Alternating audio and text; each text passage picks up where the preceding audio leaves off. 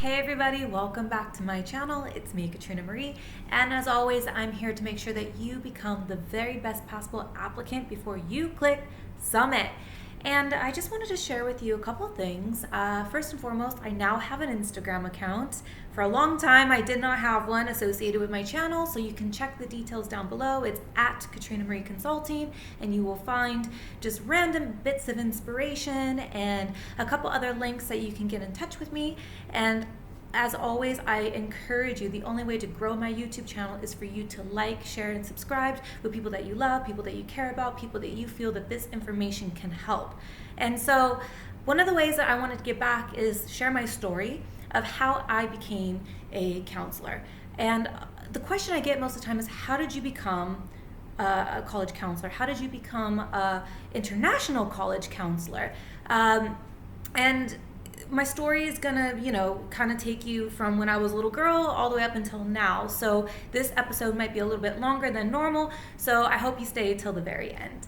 And one of the things that I want to get into is that I didn't know what I wanted to be when I was a little girl. I thought I wanted to go into something creative. I thought I wanted to go into something with dance or TV. And my undergraduate degree is actually very different than what I got my master's degree in. And when I was a little girl, I always knew I loved to travel. And mind you, I didn't come from a very a very good social economic background. I came from a very simple background where I grew up in Southern California, single parent household. College was talked about, but it wasn't something that was forced on me, and I wasn't forced that I had to pick a certain type of status quo career. It was always encouraged to just do whatever made you happy, and the conversation of college was a bit vague from what I remember. It was not pushed on me. And when I talk back with some of my closest friends, they always make fun of me and they think, wow, like you've done so well. You never used to say that you wanted to go off and get a master's degree. You never used to say you wanted to go and do X, Y, and Z. And here I am, and I feel like I've become a successful type of person. And what I define as success is going to be different than what everybody else will define. But for me, I feel like I'm doing what I should be doing. That's my definition of success. I feel like I am helping others. I feel like I wake up every day and I think about, okay, how can I be better? How can I get my message out better? So that's what my definition of success is. But I didn't always know that. I didn't know what that looked like. I always knew that I loved traveling. I loved something creative. I knew that I loved helping people. And I had my own set of challenges growing up. I had my own set of issues that I didn't know or have the awareness about. And when I was going through my undergraduate, I had a bunch of random jobs just to survive. I was one of those kids that just was a latchkey kid, kind of had to figure out life on her own. I didn't really have mentors. I didn't really have support. It was just me, myself, and I. And whatever came my way, that just happened to come my way, I would take advantage of the opportunity, and usually good things happen to come my way. I always was told by my mom, if you stay on the good path, good things will come your way. And I'm a firm believer till this very day of what she said. And I remember being a high school student, and I remember just being a very average student. I was not the top of my class. I never had a 4.0.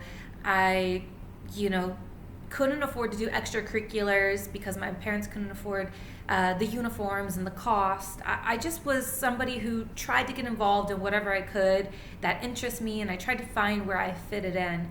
And it took me some time, even up until even my later years of my undergraduate studies, like to just try and fit in and figure out what I'm good at and where I can develop my talents. And so when I was in high school, I remember going with my mom to a college fair that my school had set up. And I remember talking to some of the college reps, and I didn't really know what to ask them. And, I just remember my mom and I just being a bit clueless about the whole process, and just kind of like, okay, this sounds good, I guess, like I'll apply, and yeah, I guess I'll think about this place. But there was never really this like burning desire to go to a particular school. It was just, bunch of uncertainty, to be honest. Like I just didn't know what I wanted. I had no one to help me focus and help me figure out what my skills were, my strengths were. And like I said, I worked a bunch of random jobs. I was a waitress. I worked as a receptionist. I was a nanny. And when I was in my undergraduate, I was studying broadcast journalism. And I just picked this major because I just thought, okay, I like to talk to people. I always have something to ask. I like asking questions. I came from Southern California, so I thought, okay, maybe I'll go into a career where it leads me to TV or producing. I mean, it's creative, right? So I really just didn't know. So I was going about my life and just having these random jobs, and I remember seeing an advertisement to become a college advisor aide at a local high school where my university was. And it was for a federally funded program where it helped low-income students go off to college.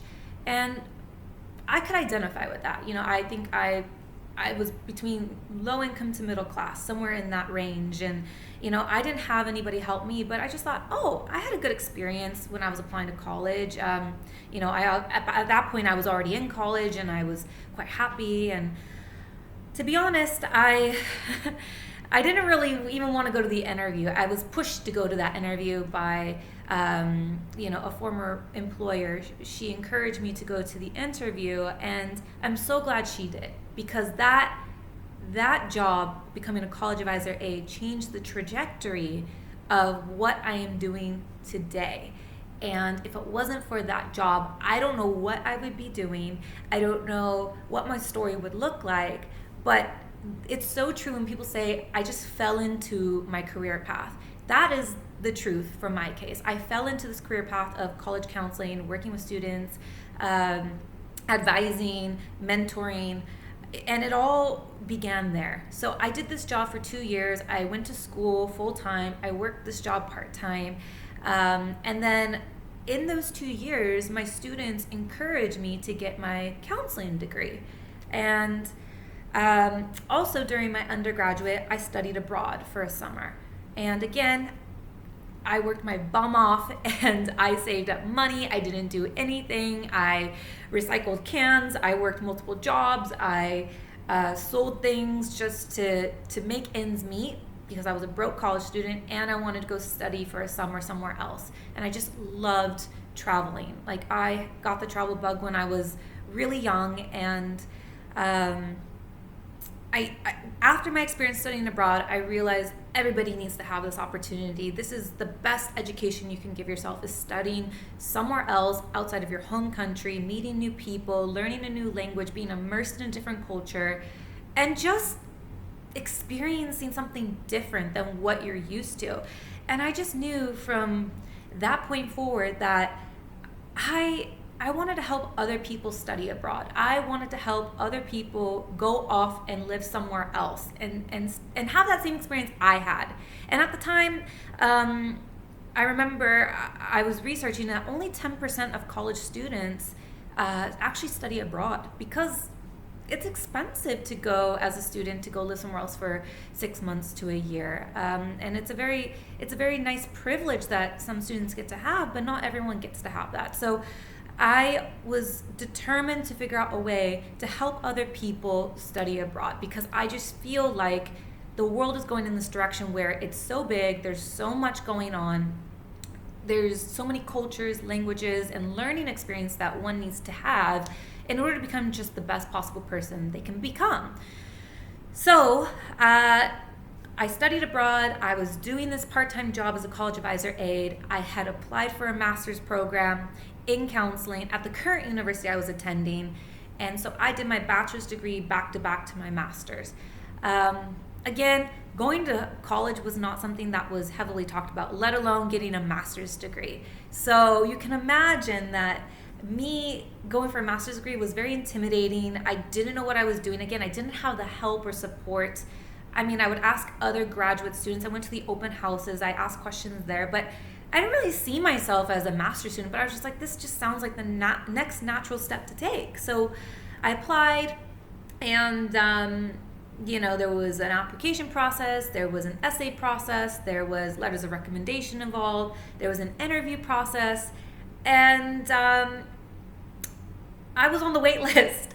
I was on the wait list. It's a small cohort that they only accepted, and they were waiting for other people to accept or deny the offer. So I ended up getting into the program based off of being on the wait list. And for me, it just sounded like the most logical step when they finally offered me a spot, and I just said, sure, I'm going to enroll. And I was way in over my head going into a master's program. I don't feel like I had the skills to do it, let alone barely the experience. So in that 3-year program, I definitely stood out. I definitely felt like I was the black sheep of my cohort. I remember my first day of graduate school, the professor, my very first class with my very first professor in the master's program, he asked us, what functional area of counseling do you want to go into? And I said, I want to go into study abroad. And he just kind of didn't really support that. Like, everyone else wanted to go into residential life, academic advising, student affairs, at the university level, athletics, you name it. But I wanted to go into helping kids study abroad. And I just remember that was never supported. And I never lost sight of what I wanted. I always held that close to me because I just knew that that's what I wanted. And so over the years, I worked in various functional areas to figure out, do I want to work in programs for women at the university level? Do I want to work with business students? Do I want to work at nonprofit organizations? So again, I kept getting counseling experience in other areas, but it wasn't resonating with me. It wasn't what I wanted to do. I always held on to this idea of international education, equity, access. And in the back of my mind, I always thought about, well, it'd be interesting to teach English as a foreign language. And I saw that I had a couple other friends doing that. They were living in Thailand, Italy, Japan.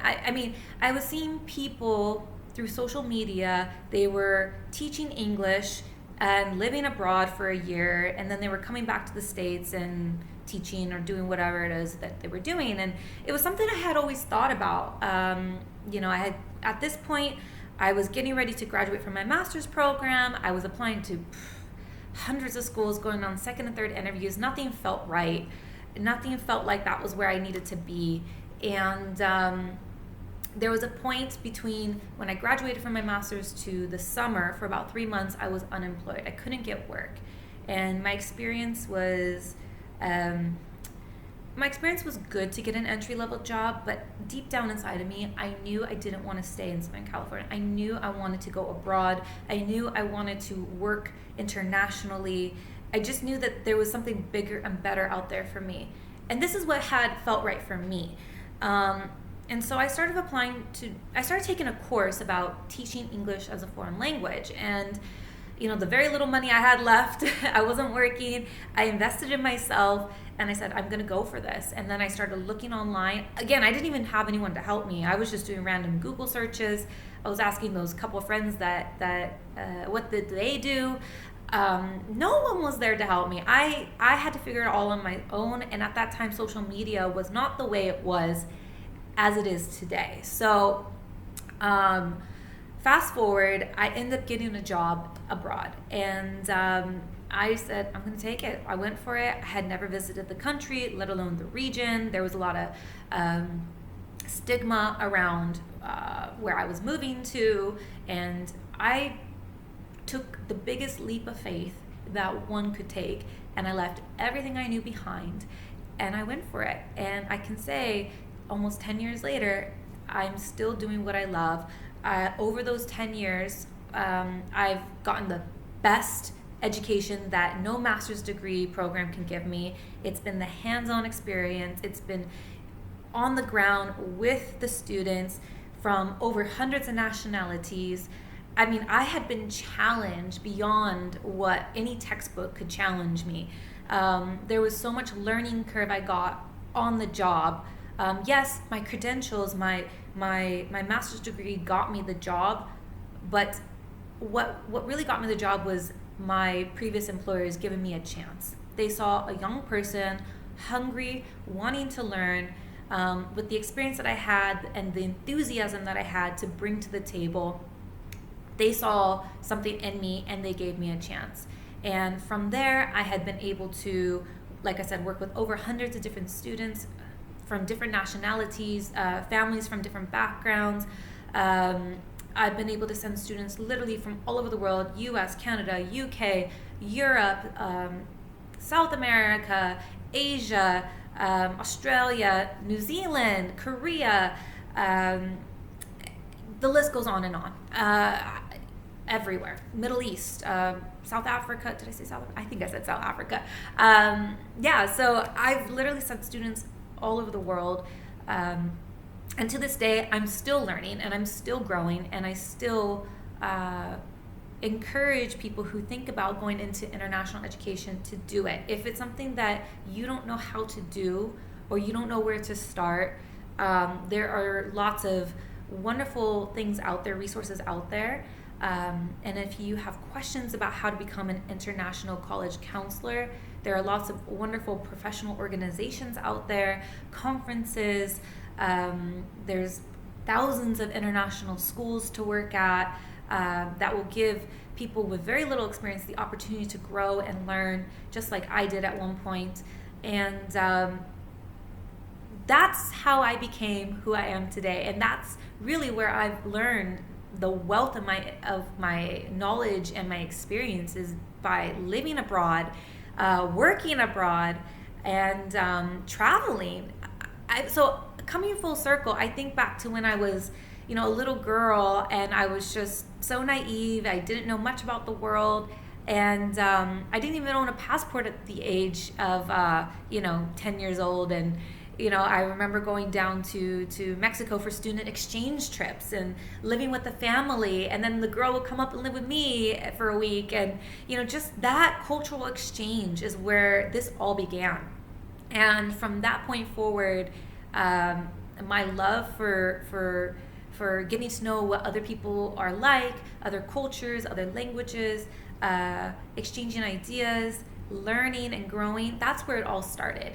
And I never knew that I could find the career and the passion that I have now and package it into what I've created. And I can truly say that I've become this self-made woman who has taken a leap of faith, who have never given up on her dreams, never given up on what she believed felt right for her. And those of you that don't know what your passion is, don't give up on it, because these things take time. It didn't happen overnight for me.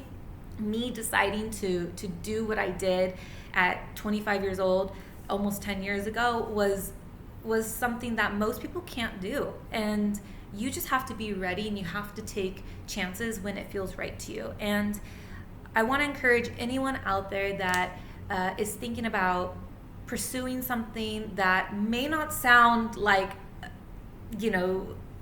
status quo to most people, but it sounds right for you to do it.